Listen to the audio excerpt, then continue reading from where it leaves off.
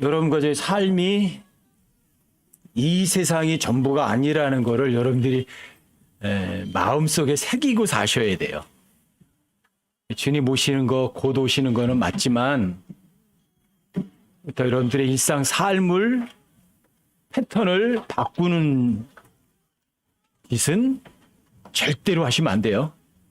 꼭 부탁드리는 거예요. 이게 요즘에 이제 뭐 코로나다 뭐 여러 가지 막 혼란스러운 일들이 일어나니까 불안해해요. 그리고 너무 힘들고 막 그러니까 주님 곧 오셨으면 좋겠다. 그래서 여러분들이 도피하려는 마음으로 주님을 기다리시면 안 돼요. 초대교회 때부터 예수님 곧 오신다고 그랬어요. 초대교회 때부터 마지막 때라고 돼 있어요. 초대교회 때부터. 그분들도 동일한 상황이었어요. 여러분들과 똑같이. 그분들도 자기들 죽기 전에 주님 오실 거라고 생각을 했어요. 하지만 초대교회 사람들은 자신의 삶의 패턴을 흐트러뜨리진 않았거든요.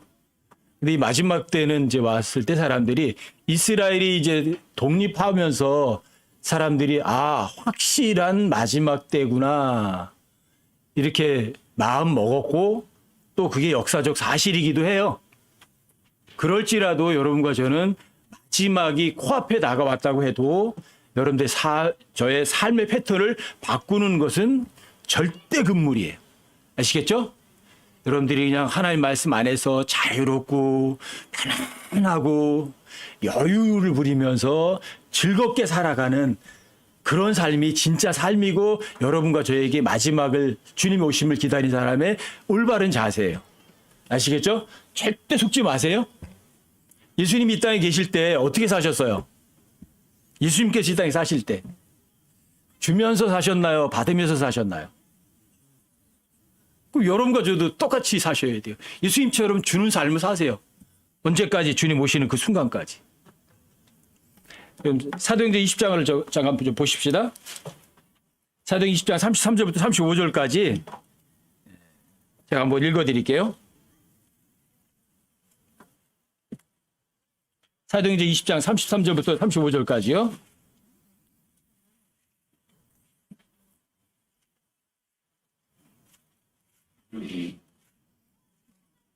여러분들이 이 구절 한 몇 번째 보는 것 같으세요?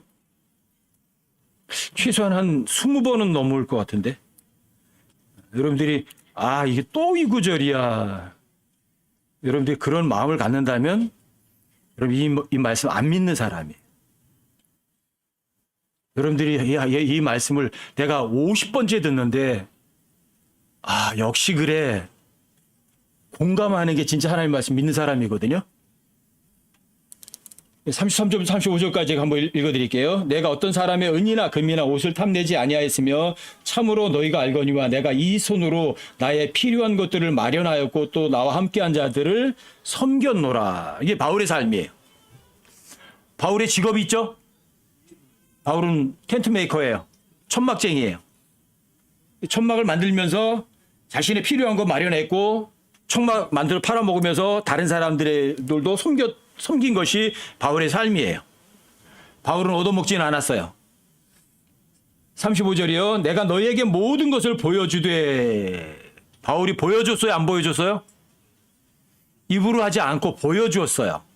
모든 것을 보여주되 너희가 마땅히 이렇게 수고하여 어떻게 바울처럼 자신의 손으로 필요한 것을 마련하고 다른 사람도 섬기는 거 이걸 보여줬고 너희들도 마땅히 이렇게 수고하여 약한 자들을 지원하고 도와주려는 거죠. 또 주 예수님께서 말씀하신 것, 즉 주는 것이 받는 것보다 더 복되도다 하신 그분의 말씀을 기억하게 하셨느니라. 주 예수님께서 말씀하신 거인데 주는 것이 받는 것보다 더 복되도다 하고 예수님이 말씀하셨대요. 그거 기억하래요. 근데 사복음서에는 이런 말씀이 없어요. 근데 바울은 예수님 십자가를 죽으시고 부활하신 이후에 사도인데 예수님 직접 말씀하셨대요. 다른 12사도들도 아무것도 써놓지 않았어요. 복음서에. 근데 주는 것이 받는 것도 복되다고 예수님 말씀하셨대요. 그리고 예수님께서 이렇게 말씀하셨으면서 예수님도 주시면서 사셨어요. 여러분과 제 삶은요. 여러분과 저의 삶은요. 여러분들과 저희가 예수님처럼 주는 만큼 행복해진다는 사실 아세요? 여러분들이 누군가에게 주는 만큼 여러분들과 저에게 부족한 게 없다는 거 아세요? 여러분들이 누군가에게 100% 주는 만큼 여러분들과 제가 부자가 된다는 사실 아세요? 그래서 예수님은 주는 것이 받는 것보다 더 복이 있다고 하세요. 주는 건 손해가 아니라 주는 건 여러분과 저에게 이익이에요. 주면 행복하고 주면 부족한 게 없어지고 주면 여러분들이 부자가 되는 거예요. 근데 그 예수님의 삶이에요. 그리고 예수님께서 직접 말씀하신 거예요. 너도 줘라. 왜? 주는 게 받는 것보다 더 복이 있거든. 바울은 그걸 기억했고 또 사도행전에다 써놓기도 하고 또 실제 삶도 주는 삶을 살았어요.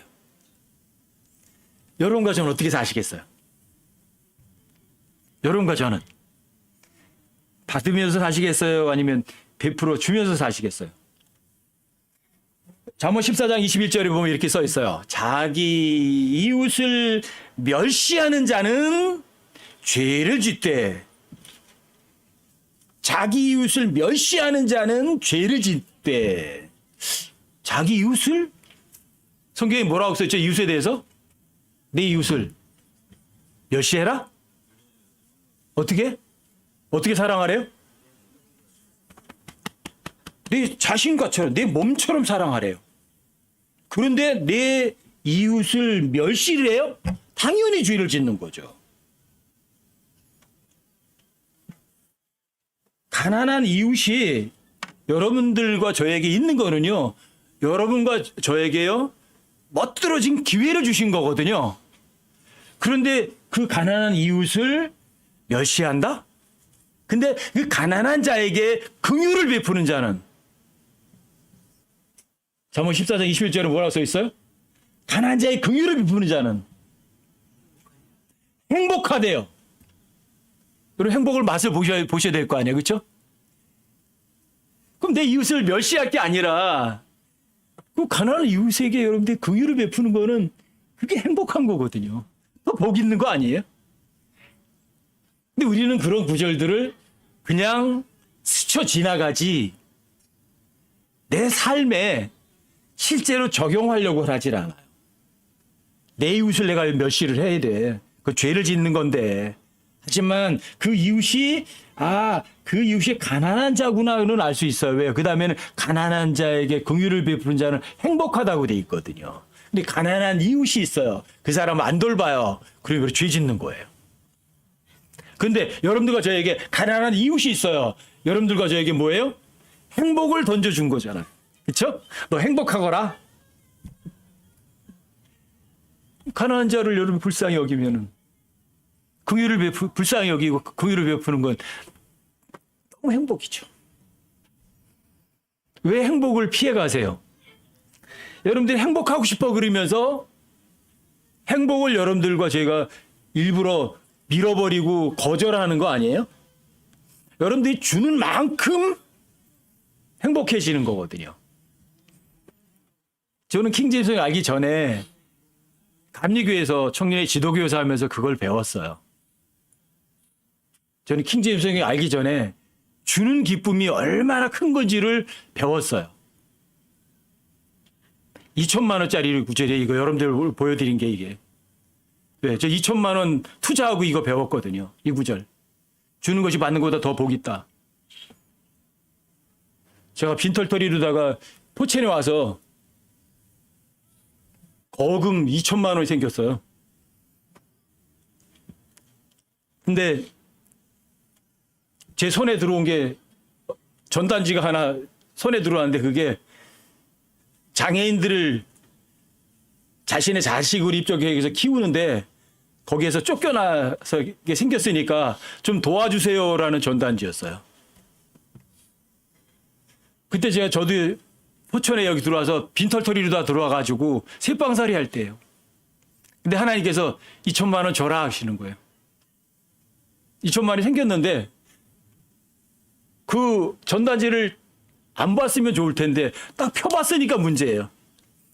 장애인들하고 사연이 쫙 적혀 있는데 이거 하나님 주려는 거예요. 이거 2천만 원 생긴 거. 제가 2천만 원 생겨가지고 일주일 동안 엄청나게 고민했거든요. 왜요? 어디다 땅 사서 어떻게 집을 지을까? 뭐 앞에 저 개울이 있고 그 뒤에 산이 있고 배산임수로 다 기가 막힌 집터 있는데 거기를 살까? 뭐 온갖 뭐 엄청나게 일주일 동안 바빴었거든요. 근데 그놈의 종이가 저를 힘들게 만든 거예요. 그래서 아침에 출근하다가 보려고 그러다가 찢어버리려고 그러는데 손이 이렇게 떨리는데 찢을 수가 없어요. 이거 종이 쪼가리를. 덜덜덜덜 떨려요. 그래서 버리려고 그랬는데 버려지지도 않고요.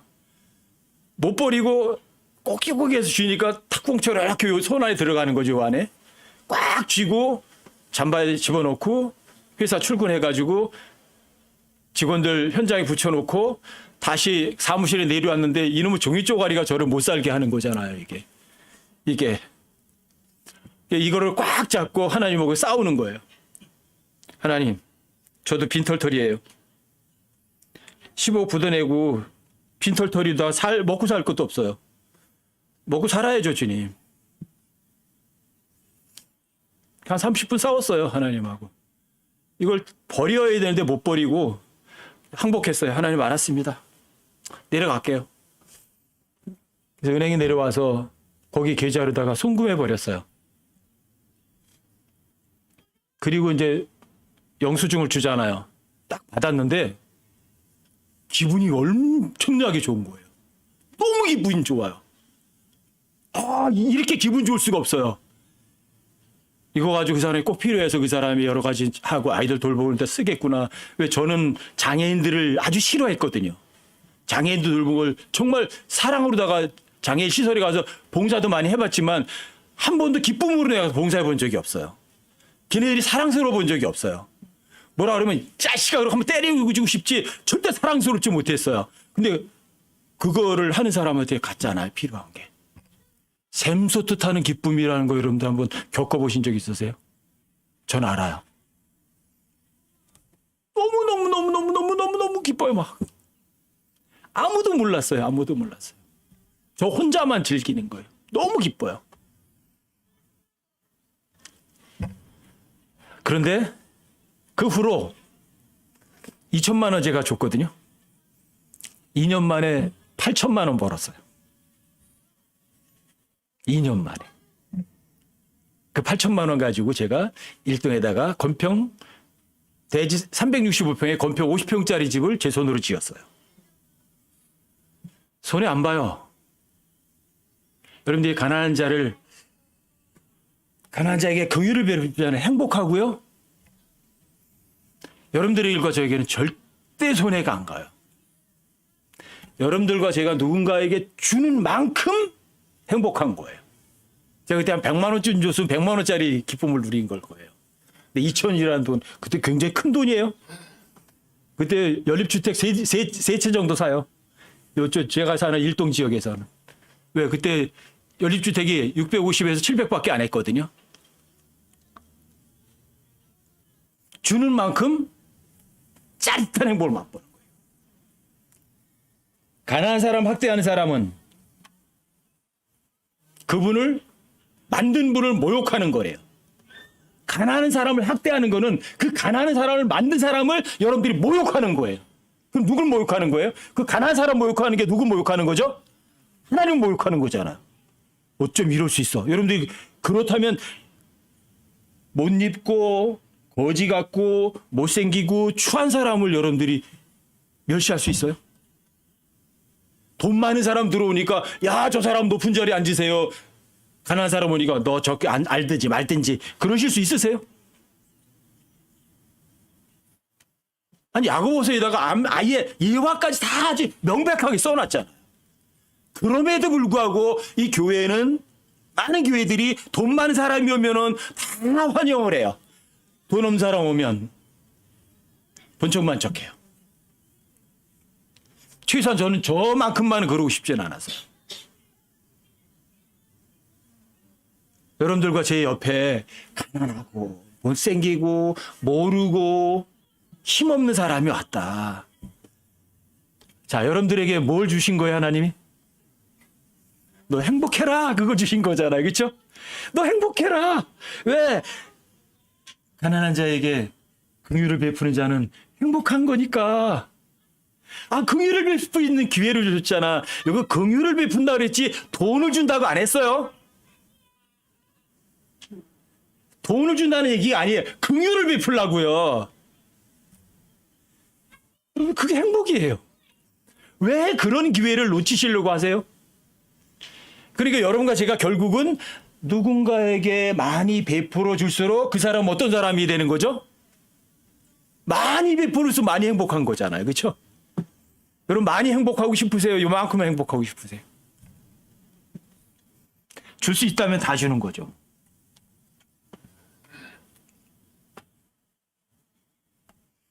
여러분 마태복음에서 산상수훈에도 그렇게 써 있잖아요.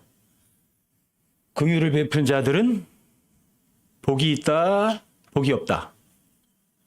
복이 있나니 그가 긍휼을 얻을 것이기 때문이라. 여러분들 왜 하나님의 긍휼을 힘입지 못했을까? 누군가에게 내가 긍휼을 안 베푼 거죠. 여러분들과 제가 누군가에게 긍휼을 베풀었다면 하나님께서 여러분과 저한테 긍휼을 베푸실 거예요. 그리고 여러분들과 제가 코너에 빠졌을 때, 어려웠을 때 여기 있어! 건전해 주셨을 거예요. 여러분, 제가 삶 속에서 얼마만큼 행복을 맛을 보세요. 자, 행복의 정의는 예수님이 모범보인 거는 의로 인하여서 고난을 당하면 행복한 거라고 돼 있죠. 여러분과 저는 잘못 하나도 하지 않았어요. 그런데 잘못 하나도 없이 여러분과 제가 어려움에 빠지고 힘들어지는 거예요. 근데 그게 행복이래요. 그럼 여러분과 제가 죄진 거 하나도 없이, 잘못한 거 하나도 없이 어려움이 왔다, 고난이 왔다. 무슨 얘기예요? 불행하라는 거예요? 행복하라는 거예요? 저 행복 맛보라는 거잖아요. 근데 우리는 그런 거를 행복한 거라고 생각하지 않으니까 그런 거 싫어해요. 나 저 사람에게 잘해준데 저 사람이 날 왜 힘들게 해요? 저 미워 죽겠어요. 왜 미워 죽겠어요? 왜? 저 사람도 의로 인한 고난을 되면 행복하다는 걸 정말 믿었다면, 가난한 자에게 긍휼을 베푸는 게 정말 행복하다는 걸 저 사람이 믿었다면 여러분과 저한테 그렇게 안 했겠죠. 그럼 여러분들이 그 사람 긍휼히 여기면 되죠. 여러분과 저는 믿으니까. 여러분과 저는 가난한 자는 긍휼히 여기는 자는 행복하다는 걸 믿으니까. 그렇죠? 왜 우리가 행복을 왜 놓치느냐고. 왜 안 주려고 하느냐고요. 또 말씀드리지만 준다는 것에 물질을 포함하지 마세요. 여러분들과 제가 누구에게 뭔가 준다. 주는 것이 받는 것보다 복 있다. 준다. 그럼 왜 자꾸만 물질이느냐고. 물질이 얘기하는 거 아니에요. 하나님께서 여러분과 제가 누구의 돈 줘라, 물질 줘라 그러는 거 아니에요. 긍휼력이라고요. 보이지 않는 걸 주시라고요. 여러분들과 제가 주는 만큼 행복한 거예요. 여러분 마음속에 새겨두세요. 여러분과 제가 이 땅에 존재하는 한은 주실 거예요? 아니면 받을 거예요? 난 줄 거야. 줄 수 있다면 내가 가진 거 모든 거 다 줄 거야. 왜? 내가 주는 만큼 그만큼 나는 행복해지는 거거든. 마음속에 확정하세요. 난 줄 거냐 아니면 받을 거냐. 난 줄 거야. 뭐까지? 줄 수 있는 건 다. 이게 여러분들과 제가 마음속에 새겨야 될 거예요. 또 하나는 주는 만큼 부족한 게 없어요. 여러분 고린도후서 9장 6절부터 9절까지 한번 열어보세요.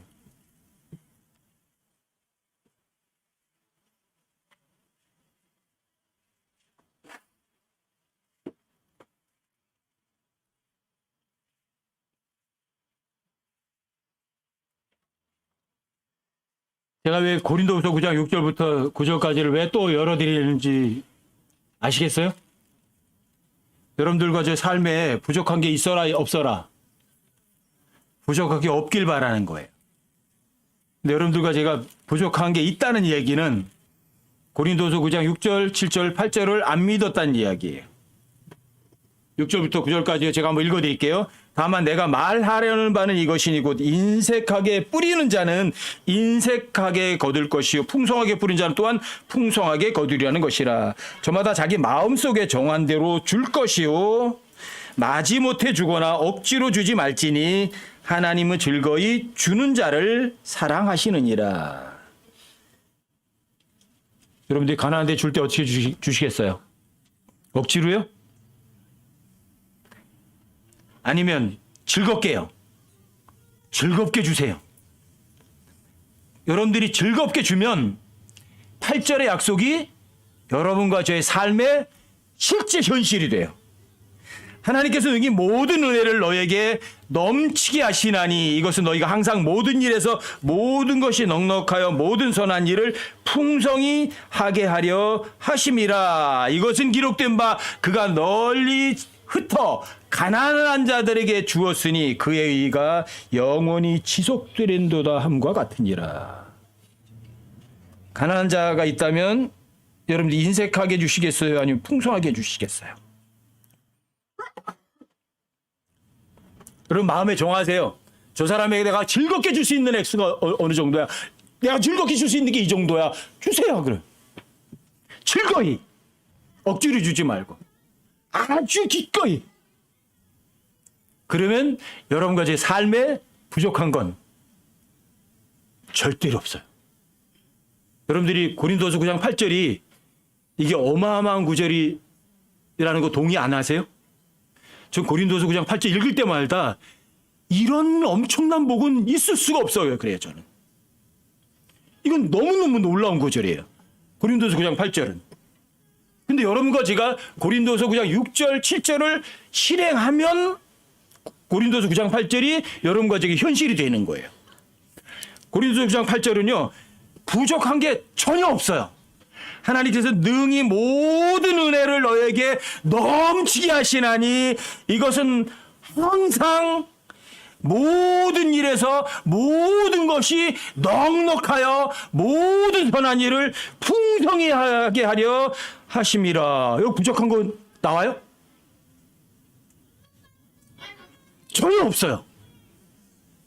결국은 여러분과 제가 누군가에게 주지 않았으니까 부족한 거예요.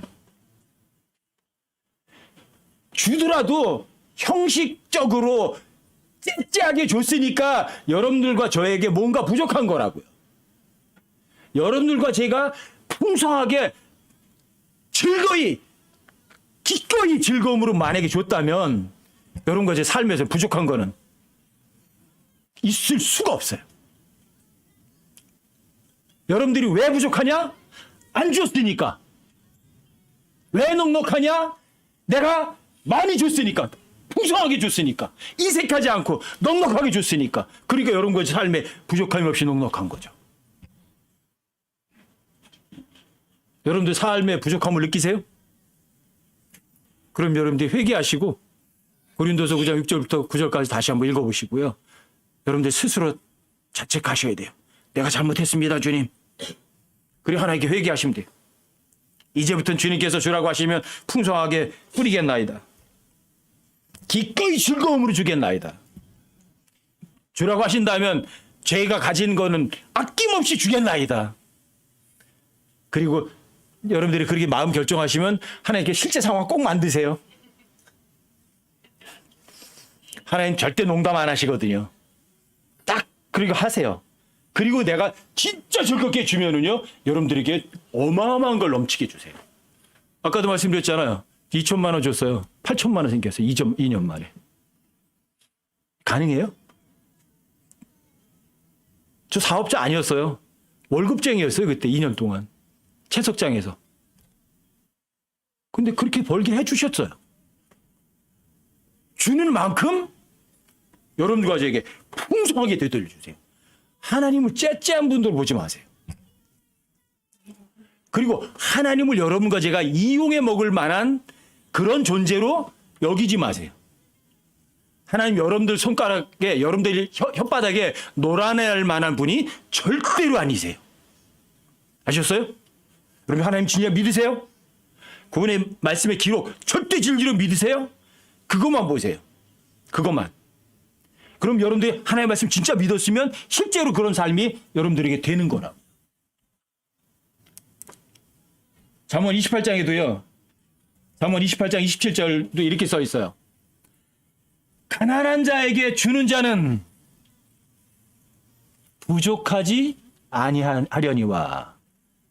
가난한 자에게 주는 자는 부족해요, 부족하지 않아요? 부족하지 않아요. 왜 부족하죠? 안 준 거죠. 절대 진리예요. 가난한 자에게 주는 자는 부족하지 않다. 그럼 왜 나한테 이렇게 부족함이 있을까?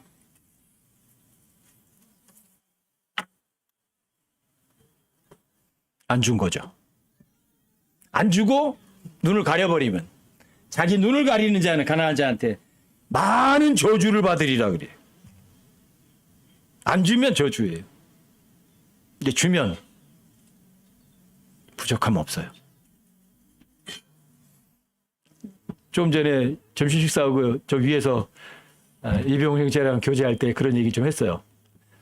어떻게 형제님 그 나이에 뭐 그 체력을 뭐 이런 얘기 하셨는데 제 체력 아니에요. 전 그냥 주는 기쁨 가운데 살아갈 뿐이에요. 가라. 예, 알겠습니다. 가겠습니다. 제가 생각해도 제가 그 체력을 견뎌낸다는 것도 저도 자신은 없어요. 근데 즐거워요. 왜요? 주는 그 기쁨은요. 뭐라고 말이 표현이 안 돼요. 너무 기분 좋아요.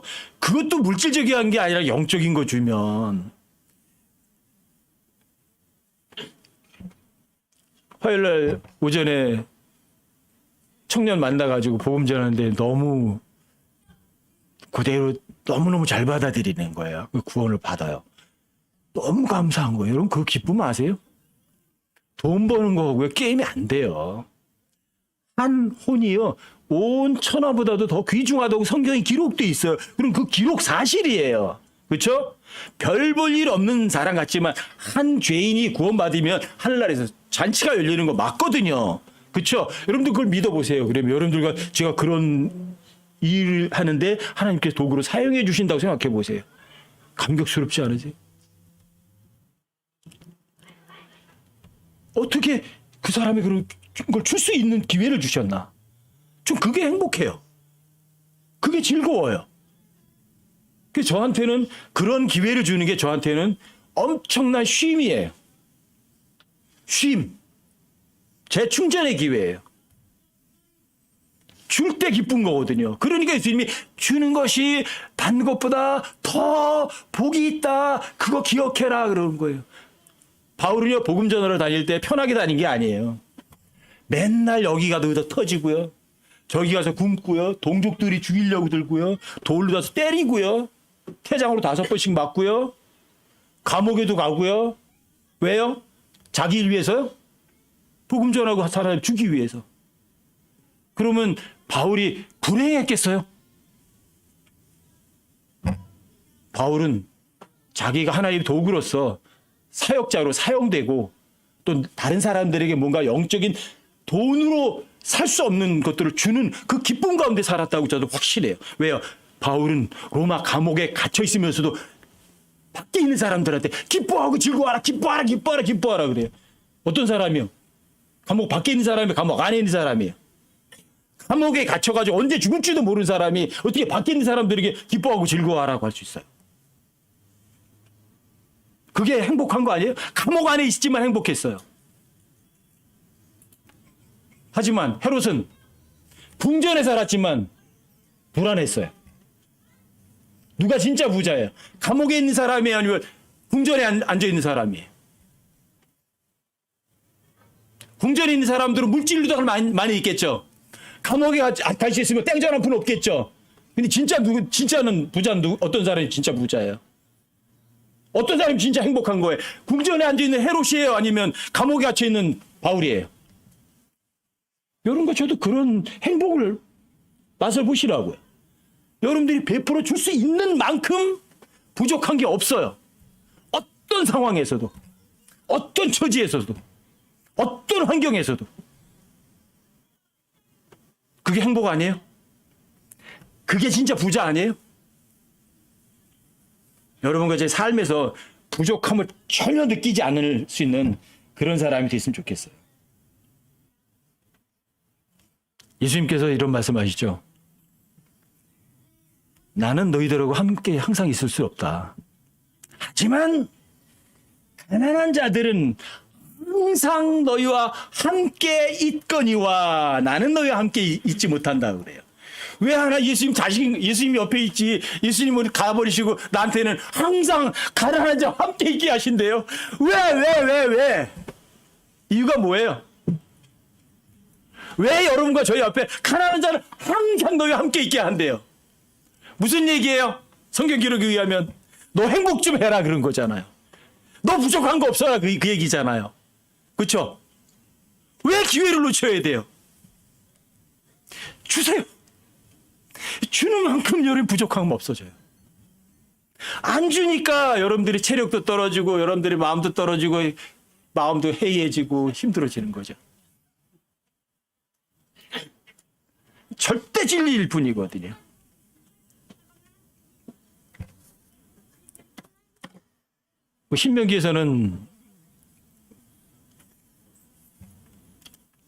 신명기에서는 이렇게 말해요. 어떤 가난한 사람이 너희 가운데 만약에 가난한 사람이 있거든. 거기 이런 말을 써요. 내 마음을 강력하게 하고 이렇게 써 있어요. 그러니까 가난한 사람이 있으면 우리 마음이 강력해지지 않으면 못 주는 것 같아요. 내가 저 가난한데 줘봤자 내가 뭘 이익이 있지? 계산하면 안 되거든요. 근데 여러분들이 마이스 강력해져야 돼요. 하나님 말씀 절대 신뢰하고.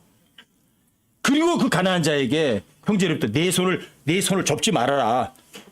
도로 안 주려고 하지 마라. 그리고 가난한 자에게 손을 넓게 펴서 그가 거기 이렇게 써 있어요. 그가 원하는 대로 주라.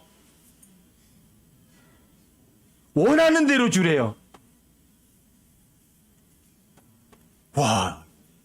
근데 신명기에서는 그런 식으로 얘기를 하세요. 너 가난한 사람 옆에 있어. 너 마음을 강력하게 해. 그리고 그 사람에게 손을 접지는 마라. 손을 넓게 펴. 그리고 그가 원하는 만큼 주어라. 그러면 여러분과 저는요. 복이 보따리로 떨어지는 거죠. 여러분들 삶의 부족함을 느낀다? 그럼 원인이 어디 있을까? 내가 안 줬구나. 안 줬구나. 주더라도 인색하게 줬구나. 내가 풍성하게 뿌렸다면 하나님께 여러분과 제 삶에 절대로 부족한 건 못 느껴요. 돈 얘기하는 거 아니에요. 사람들은 벌써 풍성, 부자 하면 무조건 돈 얘기해요. 근데 예수님은 돈 부자 얘기 한 번도 하신 적이 없으세요? 아시겠죠? 하나님 부자 맞으세요. 하나님께서는 내가 부자다 이런 표현을 한 번도 물직에 쓰신 적이 없어요. 부자. 성경에서 부자가 뭐죠? 로마서 2장 4절에 써 있어요. 나는 선한 것에 부자란다. 나는 너그러운 거에 부자란다. 나는 오래 참는 거에 부자란다. 돈이에요 이게? 눈에 보여요? 근데 하나님께서는 그런 것에 부자라고 하세요. 선한 거, 관대한 거, 오래 참는 거 부자라고 말씀하세요. 여러분들과 제가 여러분들이 그런 거에 부자라면 주면 되잖아요. 선한 거 주면 되지 뭐 관대한 것도 주면 되죠. 그렇죠? 또 긍휼도 주면 되잖아요. 그렇죠? 그리고 불쌍히 여기는 거 주면 되잖아요. 은혜를 베풀어 주시면 되잖아요. 그렇죠? 근데 왜 못 버리세요? 여러분들이 뭐 불쌍히 여기는데 돈 들어갑니까? 여러분들이 오래 참아주는데 뭐 돈이 얼마나 필요해요? 돈 하나도 필요하지 않아요. 여러분들과 제가 주는 만큼 여러분들과 제가 부족함이 없다는 하나님 말씀을 믿는다면 여러분들과 제가 보이지 않는 걸 얼마든지 퍼줄 거예요. 얼마든지. 아시겠죠? 여러분 부자 되고 싶으세요? 그리고 잠언 19장 17절을 외워두시고 실제로 행동하세요. 가난한 자를 불쌍히 여긴 자는 누가 빌려가세요? 주께 빌려드리는 거예요. 그가 베푼 것을 그분께서 다시 갚아 주시겠다고 약속하셨어요. 진짜 부자 되는 거예요, 여러분들이. 누구에게 빌려줘요? 세상 사람들 빌려줘봤자 이자 몇 푼 못 받을 수도 있고 세상 사람들이 빌려주면 다 떼어먹을 수도 있어요. 근데 확실한 건 예수님께 빌려드리면 예수님은 절대로 못 떼먹어요. 그렇죠? 이 세상 사람들 거 뭐가 빌려주면 다 떼먹지만 예수님은 절대 안 떼먹으신다고요. 빌려가시면. 빌려가면 이 세상은 빌려가면 원금이 이만큼 되면 이자는 이만큼 줘요. 근데 예수님은 이 세상 원칙을 정반대로 하세요. 그러면 원금은 이만큼인데 이자는 이만큼 준다면 안 빌려드리시겠어요, 여러분들이? 그 잠언 19장 17절이에요. 제가 가장 많이 인용한 구절이라고 그러더라고요. 왜요? 여러분들과 제가 부자가 돼야 되니까. 부족함이 없는 부자가 돼야 되니까. 그러면 가난한 자가 내 옆에 있어야 돼요, 없어야 돼요? 있어야죠? 그리고 그 가난한 자에게 인색하게 주실 거예요, 아니면 풍성하게 주실 거예요? 기왕 주는 거예요. 불쌍히 여기려면 요만큼 불쌍히 여기나 이만큼 불쌍히 여기나 똑같잖아요, 그렇죠? 뭘 아껴요? 요만큼 불쌍히 여기나 이만큼 불쌍히 여기나 똑같잖아. 그럼 이만큼 불쌍히 여겨버리죠, 뭐. 풍성하게 불쌍히 여기는 거죠. 누가 빌려가셔요? 주님 빌려가시잖아요. 안심하세요. 주님은 절대로 안 떼어먹으니까. 그렇죠? 내가 저 사람이 이만큼 불쌍히 여겼거든요. 근데 실제로 삶에서도요, 하나님께서 여러분들과 저희가 얼마나 불쌍히 여기는 줄 아세요? 말로 할 수 없는 불쌍히 여기시는 거예요. 나 저 사람 이만큼 불쌍히 여겼는데. 실제로 여기서도 되돌려 주세요. 실제로도. 가난뱅이 되지 마세요. 절대로 가난뱅이 되지 마세요. 근데 가난하다 부자는 물질은 아니에요. 아시겠죠? 여러분들과 제가 진짜 풍성하게 되는 거는 하나님 말씀에 대한 절대 확신이에요. 여러분 골로새서 2장을 한번 보세요. 골로새서 2장 2절 한번 보십시다. 여기는 좀 한번 열어보세요.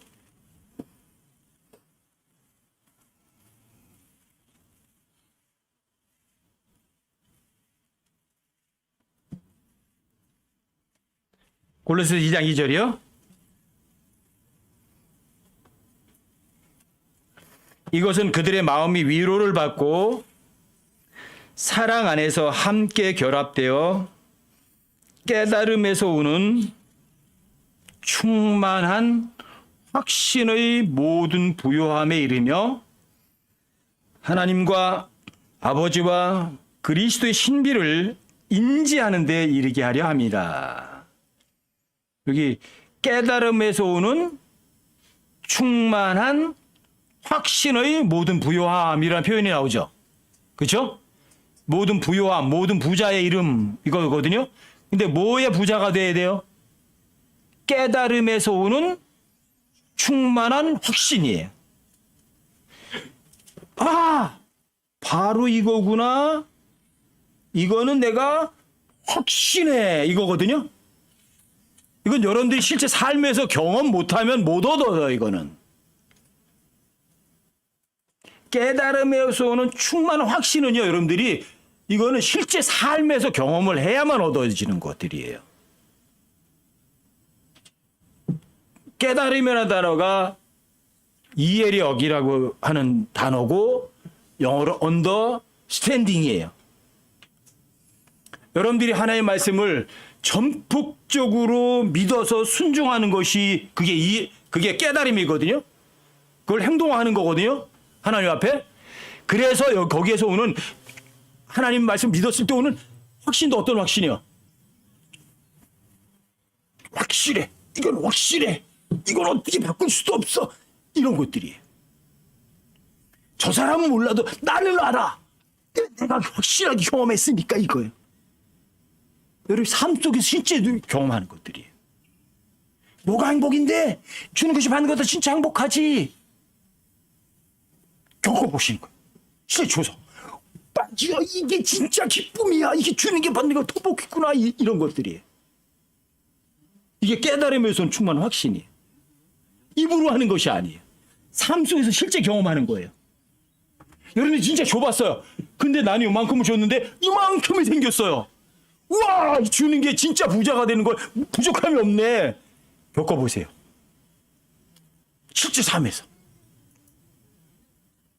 그럼 여러분들이 거기 하나님의 말씀을 깨달아요. 아, 하나님의 말씀을 내가 마음으로 진짜 아멘하고 진짜 믿었는데 이런 일이 실제로 일어나다니 어쩜 이럴 수가 있나. 이게 깨달음에서는 충만한 확신이에요. 도저히 이거는 현실상 일어날 수 없는 일이야. 그런데 나 하나님의 말씀을 그냥 믿고 주님께 진짜 맡겨드렸는데 와, 해결됐어. 이게 깨달음에서는 충만한 확신이에요. 삶 속에서. 그래서 예수님은 여러분들이 그냥 상상 속에서 믿는 분이 아니세요. 예수님께서 나는 부활이요 생명이라 하시죠. 그렇죠? 그 말 하실 때가 죽은 지 나흘 되는 나사로 살릴 때 그런 얘기를 하셨거든요. 그렇죠? 부활이에요. 그리고 생명이에요. 생명이라는 단어는 생활이에요. 생활. 삶이라고요. 실제 사는 거라고요. 근데 부활 이전에는 반드시 죽음이 있어요. 나사로 죽었잖아요. 그럼에도 불구하고 예수님은 다시 살릴 수 있는 분이잖아요. 나사로에 나오라! 나오잖아요. 실제로 나오잖아요. 이게 여러분과 저 실제 삶에도 있어야 돼요. 하나님 이거는 불가능해요. 죽은 지 나흘이나 됐거든. 냄새나요. 이걸 어떻게 해결하시려고. 법적으로도 안 돼요, 주님. 이거는요, 불가능해, 불가능. 근데 예수님이 나오라 그러니까 나오잖아요. 이게 여러분들이 하나님의 말씀에 실제로다가 나사로 같은 삶의 경험이 여러분들과 저의 삶에 실제로 일어나는 거예요. 불가능인데 하나님의 말씀을 믿었더니 됐다. 하나님께서 일어나라 그러니까 어린애도 일어나잖아요. 그렇죠? 자, 여러분과 저에게 명령하시잖아요. 뭐라고? 원수 사랑하라, 미워하라. 됐어. 마음으로 진짜 믿었더니 진짜 원수 사랑하는 게 행동화 되잖아요. 그렇죠? 내 이웃을 내 자신처럼 사랑하라. 내가 어떻게 해요? 근데 진짜 믿으니까 됐잖아요. 이게 깨달음에서 충만한 확신이에요. 이런 것에서 부자가 되시라고요. 실제 삶의 경험을 통해서 여러분들이 깨달음으로 충만한 확신, 그런 부자가 되시라고요. 돈 부자가 아니라. 왜 돈에만 부자가 되려고 하세요? 여러분 하나님의 말씀을 믿어서 실제 경험을 통해서 얻는 그러한 충만한 확신의 부자가 되어야 되는데 왜 돈 그러냐고요.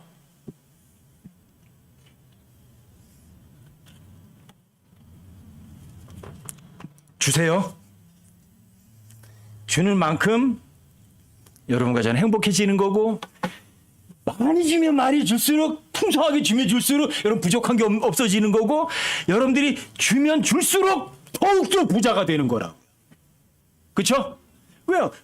줘보니까 자꾸만 깨달아지잖아. 깨달으면서 오늘 충만한 확신의 부자가 되라고 말씀하시잖아요. 여러분들이 정말 다른 돈 이런 것이 아니라 이런 하나님 말씀을 통해서 실제 삶에서 얻는 실제적인 경험들, 체험들, 기적 같은 일들 이런 걸 보통 우리가 간증거리라고 하죠. 그렇죠? 자, 그게 누가 한 일이에요? 내가 한 일이에요? 주님이 하신 일이에요? 주님이 하신 일이에요. 기적적인 일이에요. 여러분과 제 삶에 기적을 얼마든지 겪을 수 있어요. 근데 왜 기적을 겪지 못했을까? 주는 것이 받는 것보다 더 복이 있다.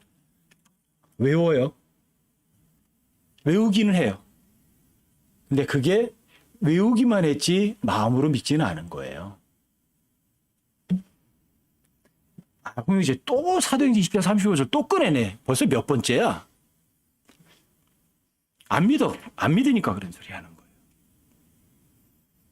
어떤 말씀이 여러분들에게요. 예를 들어서 500번을 읽었어요. 500번을 들었어요. 근데 501번째 가서 마음으로 동의가 되는 거죠. 아, 주님 말씀은 절대 진리 맞습니다.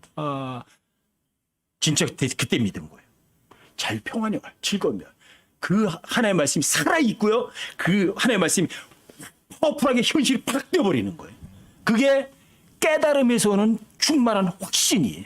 500번을 읽었지만 500번을 들었지만 501번째 들었을 때 그럼 겨우 믿은 거예요. 그리고 깨달으면서 충만한 확신 얻은 거예요. 겨우 하나 얻은 거예요. 근데 그런 것에 대해서는 부자가 돼야 돼, 가난뱅이가 돼야 돼. 부자가 되세요. 제발. 전 여러분과 제가 평생을 주는 삶을 살아서 행복하고 부족한 게 없고 넉넉한 삶을 살길 바래요. 째째한 삶이 아니라 어차피 줄 거라면 왜 요만큼 주느냐. 어차피 줄 거라면 왜 내가 뭐 종지를 쪄서 주나. 큰 바가지로 하나 푹 벗어주자. 왜? 주는 만큼 행복해지니까. 내가 많이 퍼서 풍성하게 주면 나한테 부족한 게 없어지니까. 내가 많이 베풀면 베풀수록 주님이 나한테 점점 더 부자가 되게 해주시니까. 아셨죠? 다만 줄 때 이렇게 주셔야 돼요. 갚을 수 없는 사람에게 주세요. 갚을 수 없는 사람에게 주세요. 예수님께서도 그러시잖아요. 네가 어떤 잔치를 만들었는데 부자 초청하래요, 가난한 자 초청하래요, 절름발이 뭐 이런 사람들 초청하래요. 그 사람 되갚을 수 없으니까. 근데 부자 초청하면 되갚아버려. 내가 준 것도 아니야. 그러면 거래한 게 돼버려. 아시겠죠? 원칙은 그거예요. 그래서 여러분과 저희가 누군가에게 불쌍히 여김을 준다 또는 그 사람을 구제한다 알아야 돼요, 몰라야 돼요? 알면은 되갚을 거 아니야 나한테. 그래서 여러분들이 은밀한 중에 계신 주님께 얘기하고요, 하나님 아시도록 하는 게 좋아요. 그러면 여러분들이 기쁨이 엄청나요.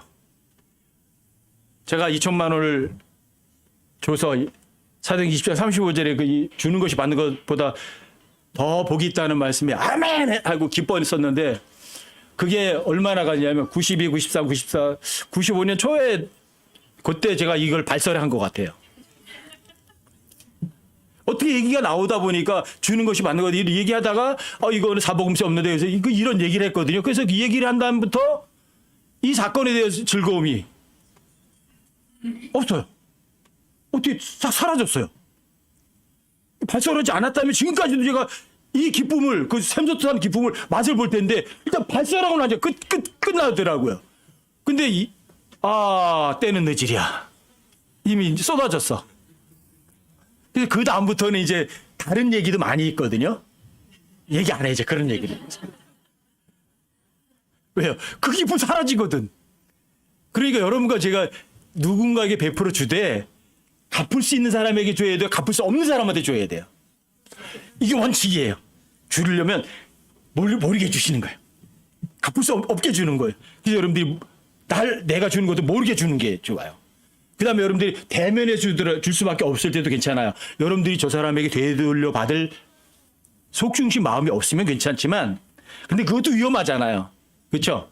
그러니까 여러분들이 줄 때는 누구에게? 갚을 수 있는 사람? 갚을 수 없는 사람. 그러니까 나한테 되갚지 못하도록 줘버리시는 거죠. 그러면 너무너무 좋아요. 여러분들과 제가 주님 오실 때까지 예수님만큼 주시자고요. 예수님만큼. 여러분과 저 아직도 예수님만큼 못 줬어요. 살아있잖아. 예수님만큼 주려면 여러분 죽어야 돼요. 하지만 마음만은 이 세상에 존재하는 만큼 예수님만큼 주면서 살겠노라 이렇게 작정하시고 또 풍성하게 베풀어주는 여러분과 제가 되셔서 주님 오셨을 때 떳떳하게 부끄럼 당하지 않는 여러분과 제가 되시기를 부탁을 드립니다. 오늘 좋은 교제할 수 있는 시간도 여러 시간 주셔서 정말 감사드려요. 오후 여기까지 하십시다.